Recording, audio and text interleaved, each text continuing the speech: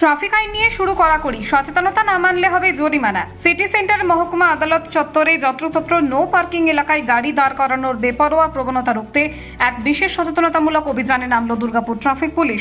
আদালত চত্বরের ব্যস্ত রাস্তায় যানজট মুক্ত রাখতেও শৃঙ্খলা ফেরাতেই পদক্ষেপ নেওয়া হয়েছে। অভিযান চলাকালীন নো পার্কিং জোনে রাখা গাড়ির মালিকদের ফোন করে ডেকে তড়িঘড়ি গাড়ি সরিয়ে নেবার নির্দেশ দেন কর্তব্যরত পুলিশ আধিকারিকরা। এর পাশাপাশি পথ চলতি সাধারণ মানুষ ও চালকদের ট্রাফিক নিয়ম মেনে চলার জন্য সতর্ক করা হয়।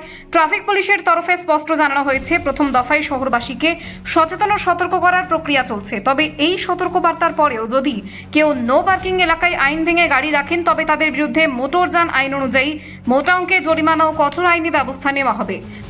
মাল চাপা চাপাচ্ছে, এরকম যদি কোনো খবর পাই, আমি একজনের কাছ থেকে পেয়েছি মাল চাপাচ্ছে, এরকম যদি কোনো খবর পাই, আমি নম্বর একজনের কাছ থেকে পেয়েছি, আমি অবশ্যই তাকে ডাকবো, অফিসে ডেকে তাদেরকে বলে দেবো।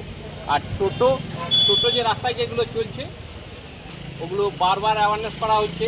কিছুদিন আগেও মোটামুটি 20টা গাড়ি ফাইন করা হয়েছে, প্রত্যেক দিন ফাইন চলছে। আপনারা যখন আমাদেরকে বলবেন যে চলছে, আমাদের চোখে না পড়লে আপনাদেরই যদি চোখে পড়ে অবশ্যই বলবেন, সঙ্গে সঙ্গে গিয়ে আমরা ওটা অ্যাকশন করবো। কোনো রকমভাবে টোটো জিটিও এনএইচের মধ্যে চলা যাবে না। স্যার ভ্যানও নিয়ে কি বলবেন? Bureau report, Durgapur news digital.